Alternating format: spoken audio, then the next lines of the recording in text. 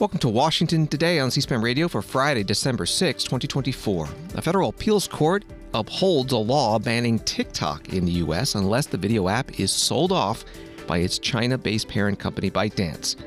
The court siding with the arguments that China's control is a threat to U.S. national security, rejecting the claim that the law violates the First Amendment right to free speech. Coming up, we'll talk about the decision with an Axios tech policy reporter. U.S. House passes a bill to create a civics curriculum to teach students the dangers of communism and totalitarianism. Debra Tice, the mother of Austin Tice, U.S. hostage held in Syria for a dozen years, says a reliable source is confirming her son is alive, and other family members say the Biden administration is not doing enough to help free Austin. U.S. economy adds 227,000 jobs in November, according to the Labor Department. Unemployment rate goes up a bit from 4.1% to 4.2%. White House responds to reports that President Joe Biden is considering preemptive pardons for some current and former administration officials, members of Congress, and others who may be targeted for prosecution when President-elect Donald Trump takes office. Plus, we'll have some farewell speeches from U.S. senators, and President Joe Biden lights his final White House Christmas tree.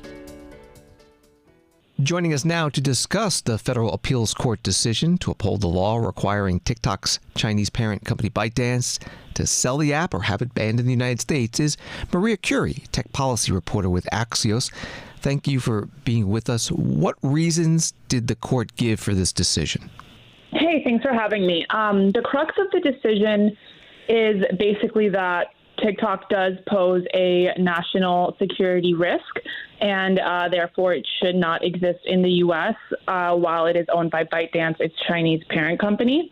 It did say that the Department of Justice was acting in the interest of Americans' First Amendment rights, but it did not give the Department of Justice the argument that they were trying to make that this doesn't impact the First Amendment rights of the 170 million plus users on the platform.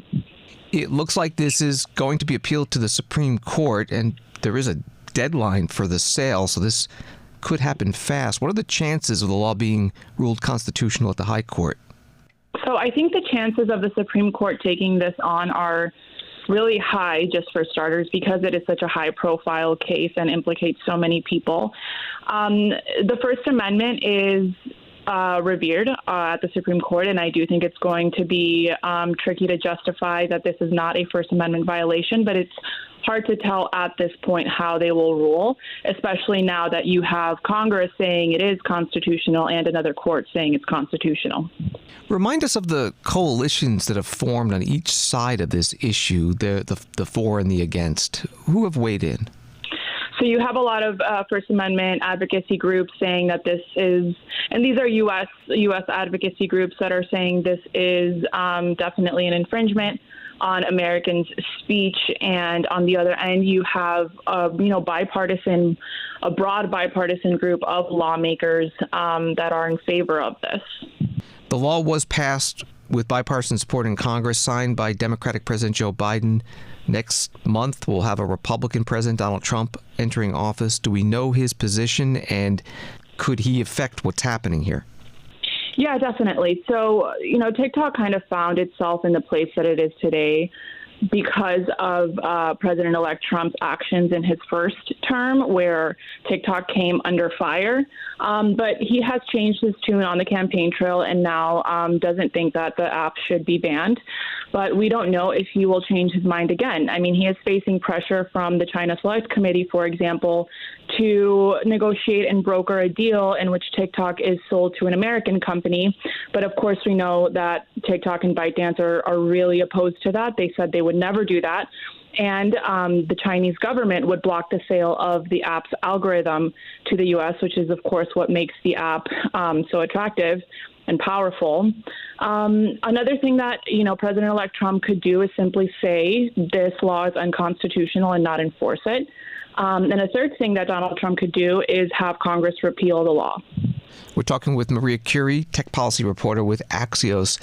While the court case has been playing out, there's been a public relations campaign by TikTok itself. I've seen some of the TV ads. How has that been going? Has it had an effect?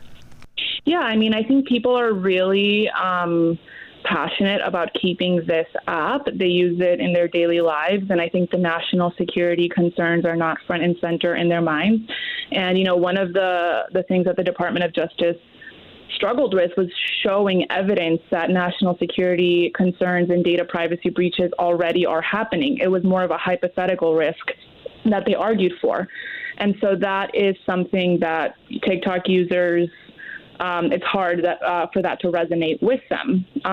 So it's been an effective campaign, and I think that lawmakers, including those on the China Select Committee, might get a lot of pushback from their own constituents if this does end up being banned. This law targeted one company. Are there any other similar apps that are on the radar screen of members to also target, perhaps? So the way the law was written was actually, you know, TikTok was the only company and ByteDance were the only companies that were named in the law, but it was actually applicable to any foreign adversary company that poses specific national security risks. And so others could theoretically get caught in the crosshairs further on, but for now it really is about TikTok and ByteDance. Maria Curie, tech policy reporter with Axios. You can find her articles at axios.com and on X at @M_C Curie. Thank you very much. Thank you. Attorney General Merrick Garland putting out a statement. Today's decision is an important step in blocking the Chinese government from weaponizing TikTok to collect sensitive information about millions of Americans to covertly manipulate the content delivered to American audiences and to undermine our national security. And Congressman Mike Gallagher, Republican of Wisconsin, who was the lead Republican sponsor of the bill, writing on X, TikTok spent months arguing that our bipartisan divestiture bill was a threat to free speech, but the D.C. Circuit Court concluded the exact opposite. Two things are now clear. Our bill is not a threat to free speech, but TikTok is a threat to the free world. It's time for ByteDance to allow for a divestiture by January 19th so Americans can use this app free from the threats posed by its ownership structure. And Patrick Toomey, the deputy director of the ACLU's National Security Project, writes, this ruling sets a flawed and dangerous precedent, one that gives the government far too much power to silence American speech online. Banning TikTok blatantly violates the First Amendment rights of millions of Americans who use this app to express themselves and communicate with people around the world. Story from InfoSecurityMagazine.com. The U.S. Federal Communications Commission is looking to expanding cybersecurity requirements for U.S. telecommunications firms following the Salt Typhoon cyber attack, which impacted at least 8 U.S. communications firms. The Salt Typhoon incident saw foreign actors, state-sponsored by the People's Republic of China, infiltrate at least 8 U.S. communications companies, compromising sensitive systems and exposing vulnerabilities in critical telecom infrastructure. That was from InfoSecurityMagazine.com. Congressman Jim Himes, Democrat from Connecticut, ranking member on the Intelligence Committee, discussed this hack today at the Brookings Institution. I think that many of our members of our audience are familiar with the cyber incident, which is named Salt Typhoon. But can you tell us a little bit more about the nature of the incident, the scope of the incident, but also, as a member of Congress, do you think that we have adequate laws and regulations in place to prevent and deal with these types of incidents? Yeah. So let me start with the second part of the question, which is easier to answer. The first part of the question, I got to be a little careful because a lot of what we know is not in the public domain. But the second part of the question is a very easy question. We are in the early 20th century, frankly, with respect to the mechanisms that we have to work with the private sector, because Salt Typhoon was a private sector breach, to very quickly respond. And it's not just Salt Typhoon, right? I was going out of my mind during the Colonial Pipeline breach because we dragged every senior IC person in front of the committee, and they knew nothing. They knew nothing because there was no requirement, if you will, that around truly critical infrastructure, and Colonial Pipelines was gasoline. Verizon and the telecommunications companies are the phone calls of the United States president, right? By any stretch of the imagination, critical infrastructure, and it's this very polite, voluntary system around the most essential things that we need and do. And it will be a fight, but the companies will say, hey, look, we're the victims here. And we're going to say, look, there's metaphors out there. There's analogies, right? The airlines, The government is very, very much in the airlines business. You know, when a screwdriver is left in a fuel tank on an aircraft, guess what? It lands, it gets reported, the FAA is informed. It is challenging politically, but there's lots of analogies about how we need to drag this network world into the 21st century, if for no other reason, for national security. The first part of your question, you asked sort of the contours. I'm going to be a little bit crisp on this answer, but let's just say, in my opinion, it's probably the biggest breach in terms of the scale, its persistence, its collection capability that I've ever seen. And you can say, well, is it as bad as Edward Snowden? Edward Snowden was a very different thing, right? He stole a bunch of stuff and he gave it to the Russians, and very different thing. But in terms of its scale, this is about as big as anything that we have ever seen. And you know, my job is oversight. I can't get into sort of what we knew when, but I look at what we knew when and said, to the second part of your question, we need to do a lot better. Congressman Jim Himes, Democrat from Connecticut, ranking member on the Intelligence Committee at the Brookings Institution today in Washington. New York Times article, President-elect Donald J. Trump announced on Thursday that he would nominate David Perdue, a businessman and former senator from Georgia, to be his ambassador to China. Mr. Trump wrote in an online post, "He will be instrumental in implementing my strategy to maintain peace in the region and a productive working relationship with Chinese leaders." The U.S. House today passed a bill that supporters say concerns countries like China under its current communist leadership. The bill is titled Crucial Communism Teaching Act. A description from Congressional Quarterly, the bill requires the nonprofit Victims of Communism Memorial Foundation to develop a civic education curriculum that can be used in U.S. high schools, which examines the history of communism and totalitarianism and similar political ideologies and compares how they conflict with U.S. principles of freedom and democracy. Sponsor of the bill, Congresswoman Maria Elvira Salazar, Republican from Florida. This bill is crucial at this hour for the health of our nation. And why is that? Because America's youth has been brainwashed by media and academia for the last 30 years to believe that communism is good. What a travesty. What a horror. Ask my parents and my community if that is true. And I'm just going to bring you some proof. Nearly 40% of Gen Z and millennials think that the Communist Manifesto written by Karl Marx is better, and it's more of a defense of freedom than the Declaration of Independence written by Thomas Jefferson. Just picture that. Jefferson and Karl Marx. For 1/3, for 40% of Gen Z, Marx wins over Jefferson. What a problem we have as a country. The Declaration of Independence, as we all know, gave birth to the longest and most prosperous democracy in the world, ours, and that's why we have to preserve it through this bill. More than 1/3 of millennials approve of communism because they do not know what they're talking about or what this is all about. They don't know that communism has claimed over 100 million lives all over the world, making it the deadliest ideology known to mankind. I represent the people of the city of Miami, which is the heart of the Cuban exile community, refuge of hundreds of thousands of Cubans, Nicaraguans, and Venezuelans that have fled the horrors of this ideology that we would like, through this bill, to teach our kids not to fall into that trap. Congresswoman Maria Elvira Salazar, Republican of Florida, today on the House floor. Congressman Bobby Scott, Democrat from Virginia, is the ranking member on the Education and the Workforce Committee, also commenting about this bill. Let me start by acknowledging that there is value in educating our students about the dangers of totalitarianism and the atrocities committed under communist regimes.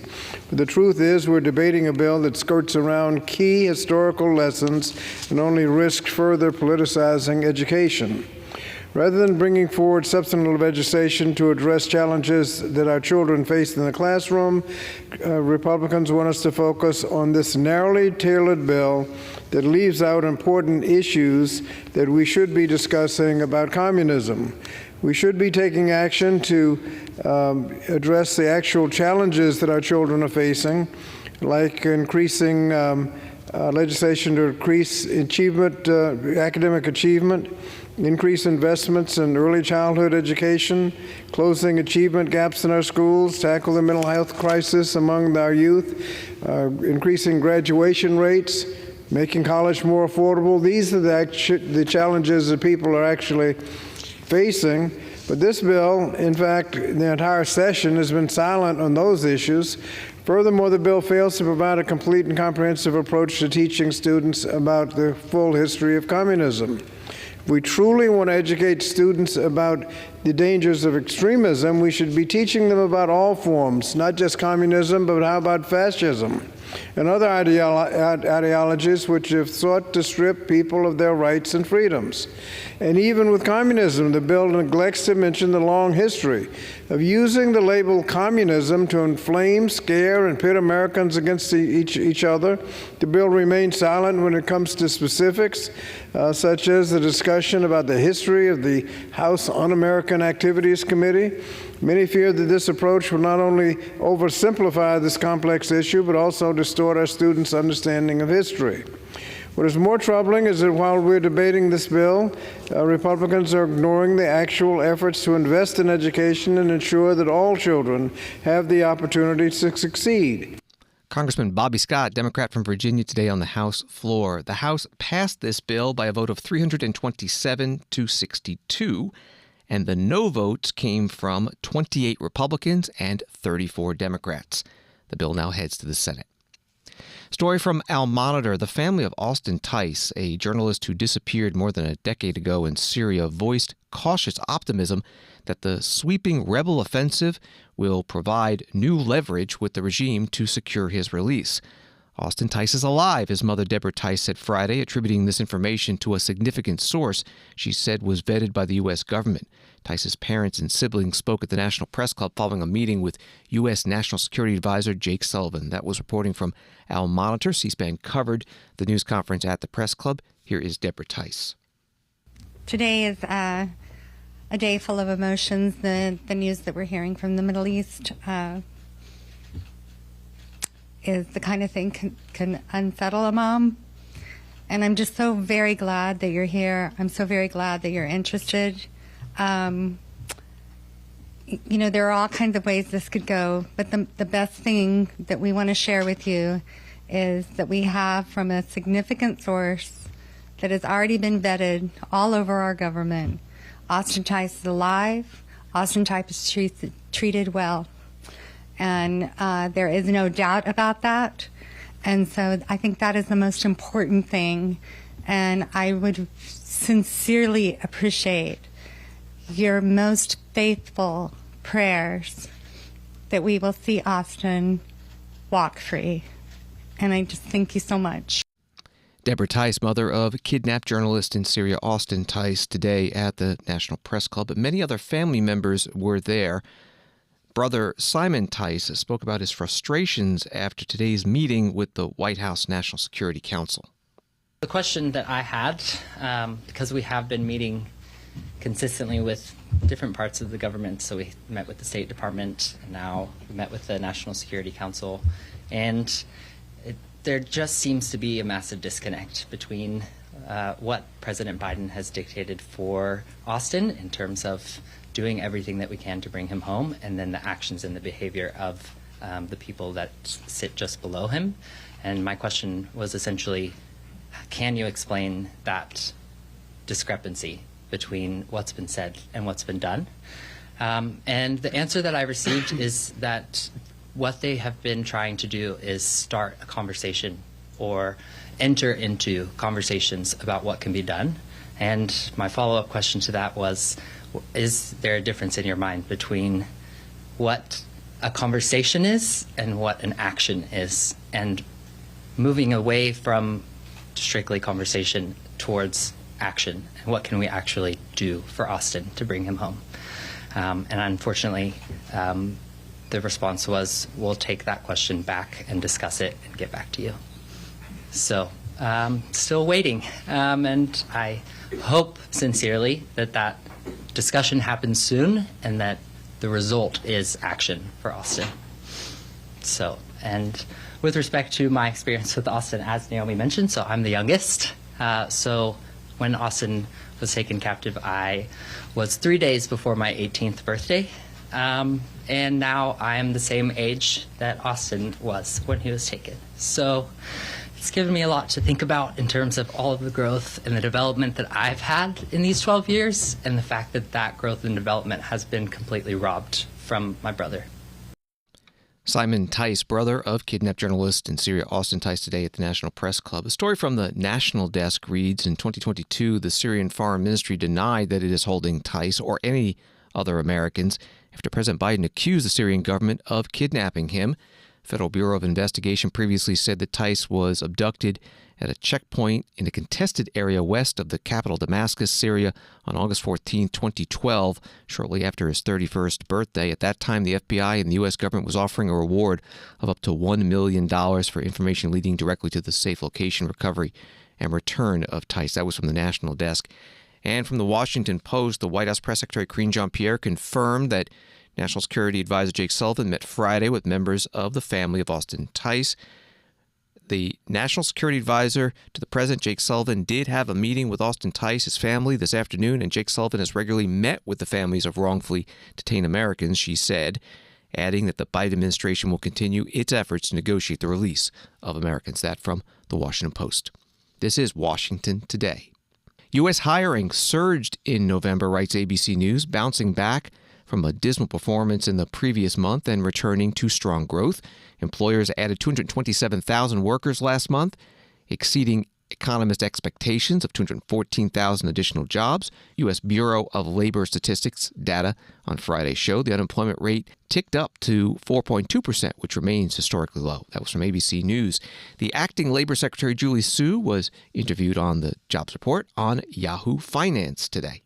So we saw a rebound in the job market in the month of November, quelling any fears about further weakening in the job market, though we did see an uptick in the unemployment rate to 4.2%. To what do you owe that? So this is another example of this really historically strong economic recovery and the transition of, as we've been talking about for some time now, to steady and stable growth. Last month we said that the hurricanes and the fact that there were tens of thousands of workers on strike affected the number, and this month landed exactly where we expected it to land. The total number of jobs created have been unprecedented under this administration. In fact, it's the only one that has seen job growth every single month in the entire time that a president has been in office. We're very proud of that. We're handing off the strongest economy in history to the next administration. The unemployment rate at near just above 4% has also been very, very consistent. Defied expectations, but very, very consistent. So it is up slightly, but since the summer, it's been between 4.1 and 4.3%. And what's important to note is, even with a slight uptick, the labor force participation rate is incredibly high. It's like for prime age workers at a 20-year high. Normally, when you see more workers in the labor market, you see, bigger bumps in unemployment. That has not been the case here. And so, again, like by all markers, this is a jobs report that we're proud of and an economy that we're really proud of. Acting Labor Secretary Julie Su today on Yahoo Finance TV. The U.S. House Ways and Means Committee Chair Jason Smith, Republican from Missouri, put out a statement on the November jobs report that begins, after 4 years of economic uncertainty fueled by destructive policies, Americans are already more hopeful with President Trump returning to the White House. Consumers and small businesses are showing more confidence now that America will again have a president who fights for the interests of working families. A statement from Republican Congressman Jason Smith. Wall Street today, the Dow down 123, NASDAQ up 159, S&P up 15, setting a new record at 6,090. Washington Today continues in a moment. Listening to programs on C-SPAN through C-SPAN Radio is easy. Tell your smart speaker, play C-SPAN Radio, and listen to Washington Journal daily at 7 a.m. Eastern. Important public affairs events throughout the day. And weekdays, catch Washington Today. Listen to C-SPAN anytime. Just tell your smart speaker, play C-SPAN Radio. C-SPAN, powered by cable.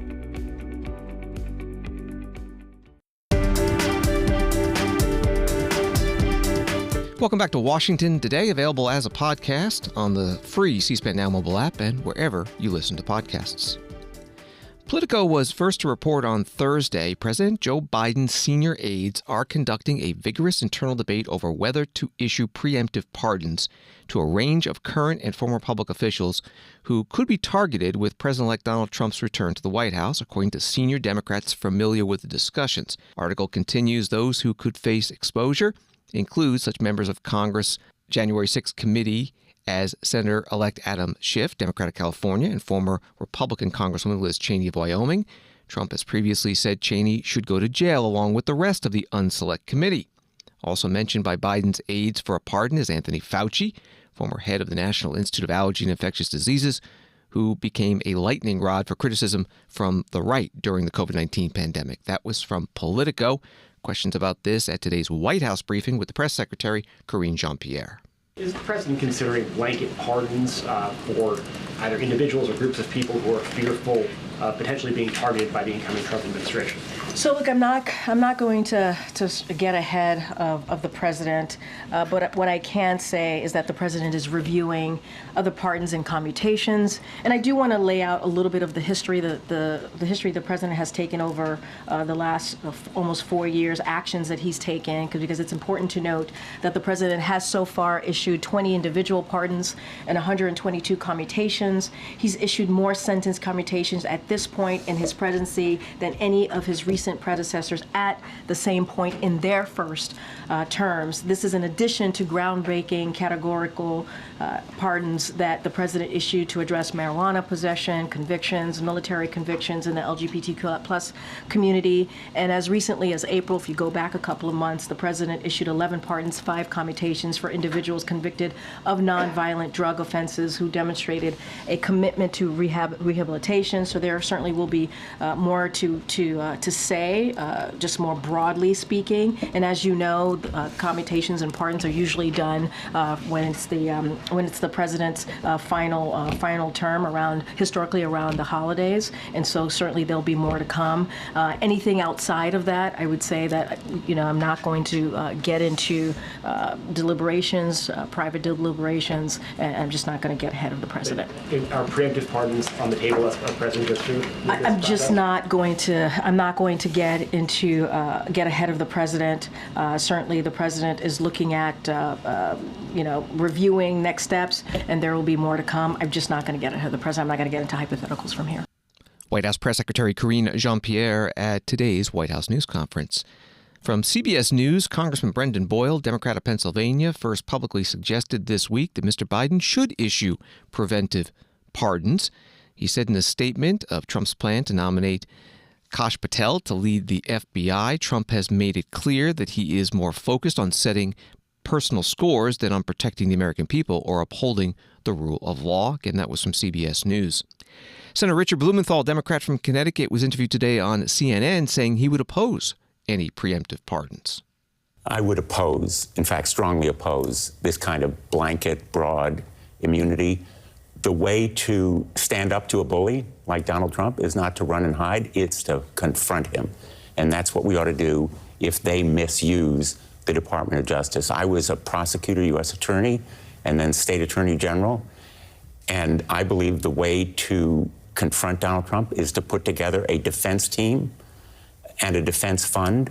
I'd be happy to join it.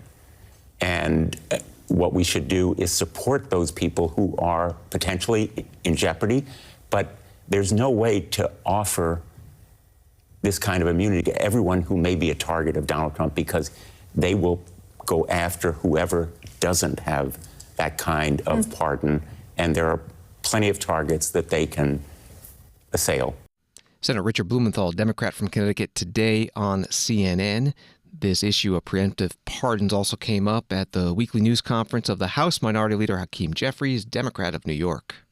What do you make of these reports, the prospects of possible pardons for House Democratic Caucus members who may have been on the January 6th Select Committee or who've just been critical of Donald Trump? Yeah, there hasn't been we've had no communication with the White House as it relates to potential pardons with respect to any sitting members of Congress or former members of Congress. It has been the perspective that many of us have shared that there are working class Americans all across the country who've been caught up in an overly aggressive criminal justice system that at times has gone too far in terms of excessive sentencing as it relates to non-violent offenders who do not present any risk to society and are prepared to contribute to the well-being of society. To the extent that the Biden administration is considering additional pardons moving forward, it's my suggestion that that is where the focus should be at this point in time. Do your members have any concern that a Kash Patel may try to come after them? Members are in a position to speak for themselves, but I don't think we're prepared to do our jobs and we will not be intimidated. The House Minority Leader Hakeem Jeffries, Democrat from New York, at his weekly news conference on Capitol Hill. Returning to the CBS News article, it's something that Congressman Jeffries mentioned. In addition to issuing preemptive protection to Trump's political enemies, Mr. Biden is also preparing to grant more traditional criminal justice pardons in the coming weeks for nonviolent drug offenders or others who've served time for various offenses and are often the beneficiaries of presidential pardons, according to one of the people familiar with his plans. Associated Press reporting from Greenville, New York. Not yet even in office, Donald Trump said Thursday he's already accomplished more than President Biden did in his entire term, an outsized claim by the president-elect just a month out from the election. Trump, who has been largely ensconced at his Mar-a-Lago club in recent weeks as he's worked to staff his new administration, made the comment as he ventured to New York's Long Island to be honored as part of Fox Nation's annual Patriot Awards on Fox's streaming platform. Again, that was from the Associated Press. Here is part of his speech. I spoke with, as you probably read, I spoke the other day to the president, the new president of Mexico, a very nice woman, and we had a very nice conversation, but she said, "Why are you doing this to me?" I said, "I'm not. I'm just putting a lot of tariffs on because you're allowing criminals to pour into our country, and we can't allow that anymore." And it stopped. It stopped. It was so fast. It stopped. But we have great people. You know Tom Homan. Is he Central Casting, by the way, Tom Homan? Is he Central Casting? We'll stop him. And we'll stop him fast. We shouldn't have to be doing this, but we have no choice, but we'll stop him. But I figured, I really always felt that was bigger than inflation. We're going to take care of inflation. We're going to take care of that by bringing the energy prices down, everything else. This is what they did. They messed up our energy. We had inexpensive, how about $1.84 for gasoline? And now they're saying they're doing well. It's at $3.75, but it was going up to $5, $6, $7, and $8, and they went back to the Trump plan. But the Trump plan, the real Trump plan, would have had double the production that we have right now, and we're going to have that very shortly. We have the best energy people in the world, all lined up to go. But I just want to say we're going to bring prices down. We're going to make our country safe. We're going to stop people from robbing our stores and hurting our people. We're going to, and we'll get involved with governors, including Democrat governors, because that's unfortunately, whether you like it or not, that's where the crime is. It's in virtually every case, it's with Democrat-run cities and states, and we're going to stop it. We're going to work with the governors and the mayors, even if they're Democrats, and we're going to get it down, and we're going to bring our country back, and it's going to be bigger and better and stronger than ever before. President-elect Donald Trump Thursday night in Greenville, New York, receiving the Patriot of the Year award from Fox Nation, the streaming service of the Fox News media company. Story from The Hill. President-elect Trump on Friday offered support for his nominee to lead the Pentagon, Pete Hegseth, amid questions about whether allegations of sexual misconduct and excessive drinking will doom his chances of being confirmed.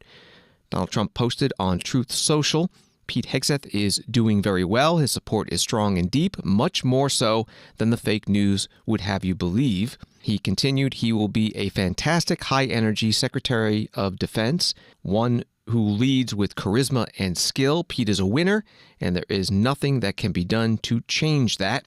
The Hill article says the post marks the first time Donald Trump has publicly weighed in to support Hegseth as he faces mounting questions about his nomination.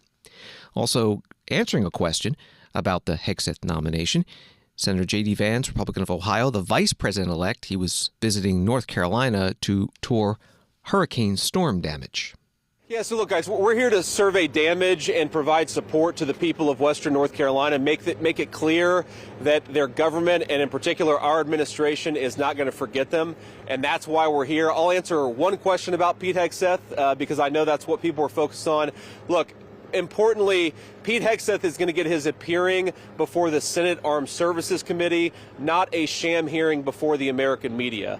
We believe that Pete Hegseth is the right guy to lead the Department of Defense. That's why President Trump nominated him. We're not abandoning this nomination. We're not going to make it easy for people to allow the media to determine who our Secretary of Defense is.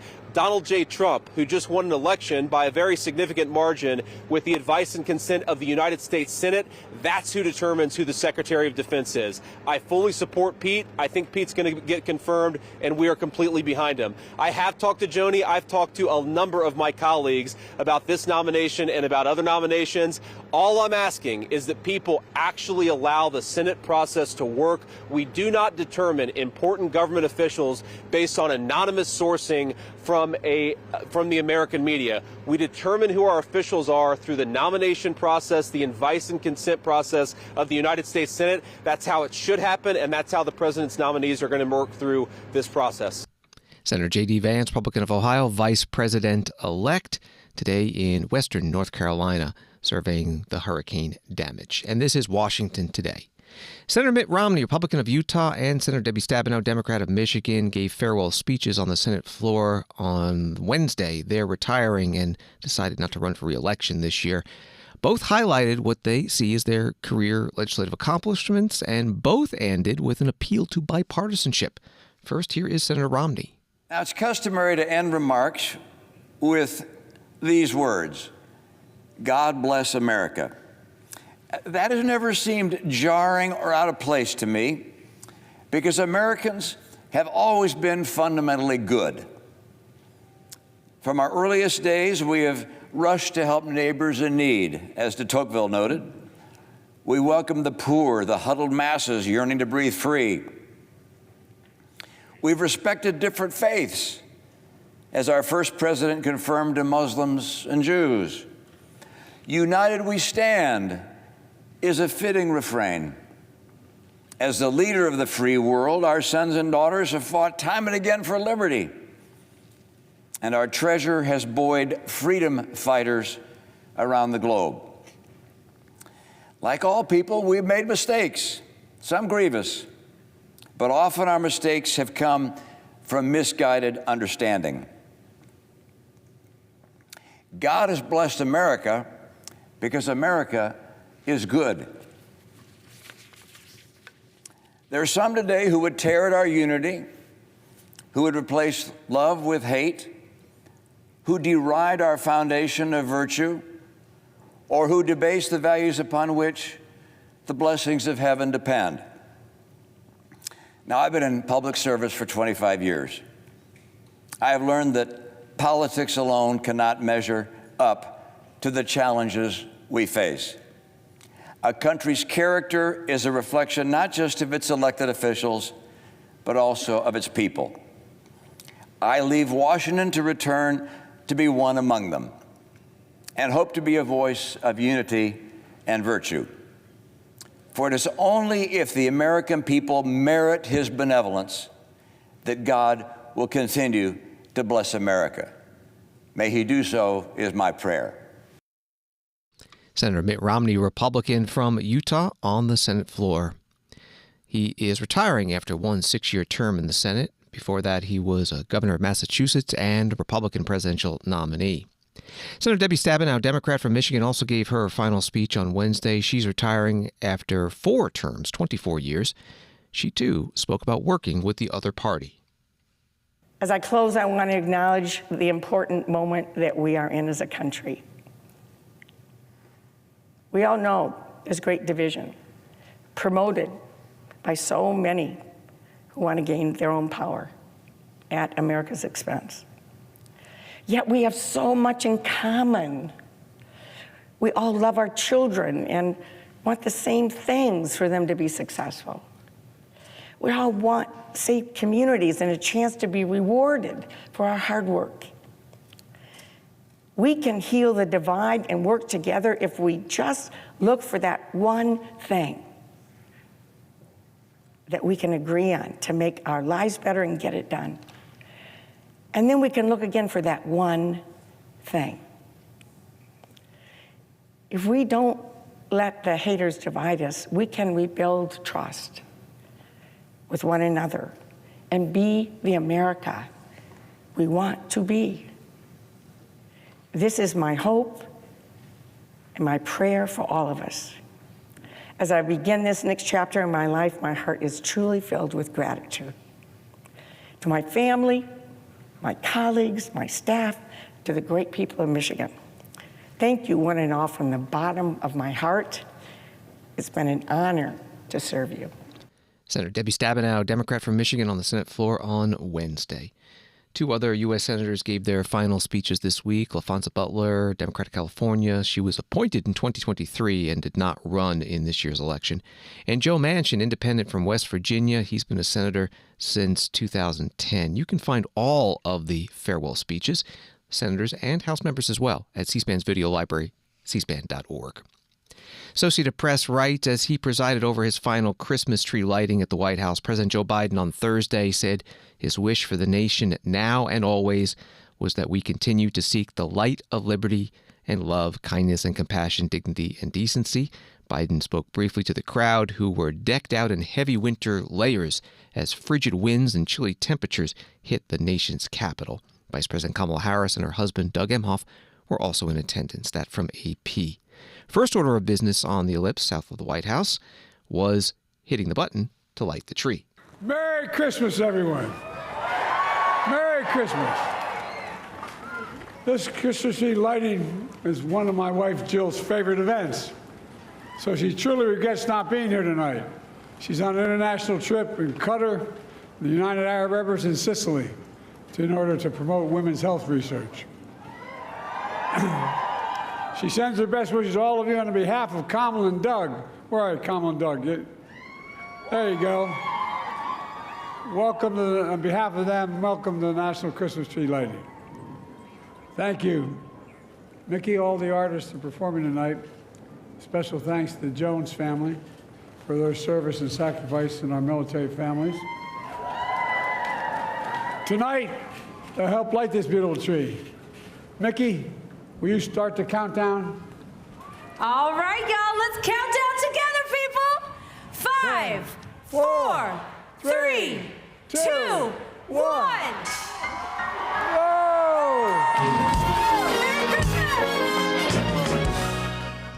After the crowd took in the decorations on the 30-foot red spruce tree, which came from Mount Rogers National Recreation Area in Grayson County, Virginia, President Biden spoke about the holiday season. As we gather here in President's Park just outside the White House, a special thanks to the National Park Service and the National Park Foundation. I mean it. This 30-foot red spruce represents the spirit embodied in this year's White House holiday theme, which Jill unveiled earlier this week. The theme is the season of peace and light, of peace and light. The peace we feel as we pause and reflect on our blessing. And the light we see as we gather with loved ones that cherish our time together. During this season of reflection and renewal, many of us will sing, "O Holy Night." The phrase in our song is, "His law is love, His gospel is peace." May I wish for you and for the nation, now and always, as we continue to seek the light of liberty and love, kindness and compassion, dignity and decency. Merry Christmas, America. Merry Christmas to all of you. May God bless you all, and may God protect our troops. Thank you, thank you, thank you. President Joe Biden Thursday night at the 102nd National Christmas Tree lighting near the White House. Over 10,000 in the audience braving the very frigid weather. The tree will be lit through January 1st from sunset until 10 p.m. Eastern on Sundays through Thursdays and until 11 p.m. Eastern on Fridays and Saturdays. Thanks for listening to Washington Today. You can see all of C-SPAN's programs on the free C-SPAN Now mobile app and at cspan.org. That's also where you can get this program as a podcast. It's also on YouTube. Just search Washington Today. And for more on the stories that are shaping Washington every day, get our daily email word for word. Just go to cspan.org/connect to subscribe. Have a good night and weekend.